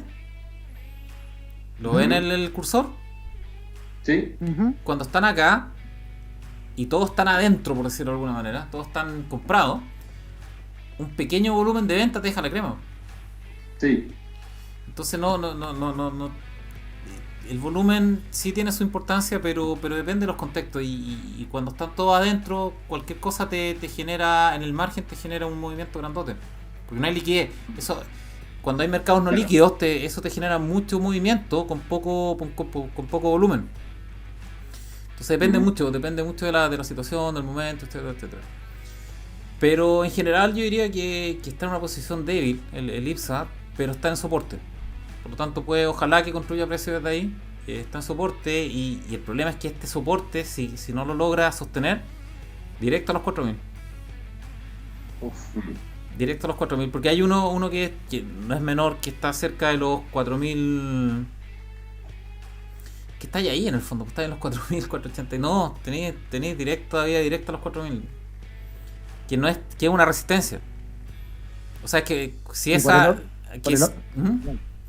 Si no vence esa. Más encima, que por el otro lado más encima tenéis las tasas de los bonos subiendo, entonces por el otro lado el fondo E también cayendo. Pero ese es más manipulado, por eso no lo veo las tasas, porque finalmente lo van a manipular igual. En corto plazo sí se puede hacer, en el largo no lo van a poder hacer, pero en el corto plazo tiene harto espacio el Banco Central para meter liquidez para manejar las tasas, todavía.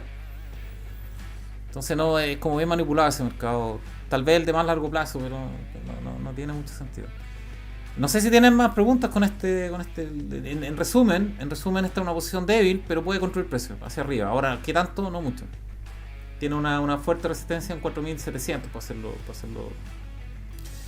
para hacerlo corto, y si no vence los 4.480, o sea, si termina por debajo de eso en el mes, probablemente tiene harto espacio para el 4.000, para la baja de 4.000. Eso como bien rápido. Y para atrás, aquí me queda, a ver. ¿Qué es esto? Oro. ¿Qué es esto? Oro. También está en rango, está bien parecido al Bitcoin, ¿eh? En términos de como gráfico, está súper parecido. Y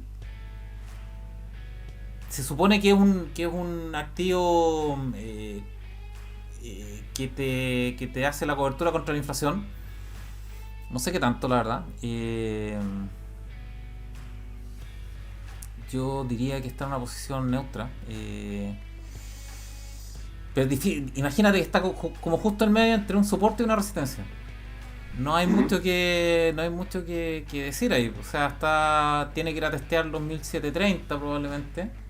Y si los testea, es una buena entrada. Si te puedes si puedes colocar una posición ahí, puedes colocar una posición en 1730 y una buena entrada con unos stop loss y todo el contenido. Y una buena salida. Los más antiguos, ¿ah? Los inversores más antiguos, si te fijas, porque venía una tendencia a la baja totalmente, o sea, que se ve absolutamente la tendencia a la baja, y yo creo que ahora los capitales más antiguos que no invierten en las criptos, sino que están en el oro para refugio, yo siento que ya están como oliendo un poco problemas, por eso creo que paró la tendencia a la baja. Ese es mi punto de vista. Te insisto, yo no soy muy de fundamentales. Yo creo que hay una tendencia general en el mundo a buscar activos físicos. El arte, o tangible, no físico necesariamente, pero el arte, los NFT, que son los non-fungible tokens. Cualquier cosa en el fondo que te concentre capital harto en pequeño espacio. Arte, coleccionables. Se está yendo mucho la gente a ese tipo de cosas. Y el oro también tiene. Valor. Y el oro también tiene ese concepto de concentrar en poco espacio harto capital. Puede ser en moneda, puede ser en coleccionable, en joyas, etcétera, etcétera. Y yo creo que está esa tendencia,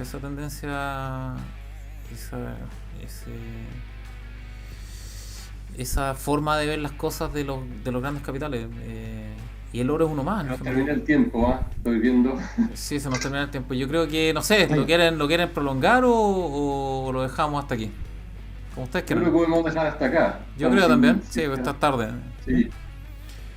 Eso pues, señores, ya quedó grabado, entonces lo subo.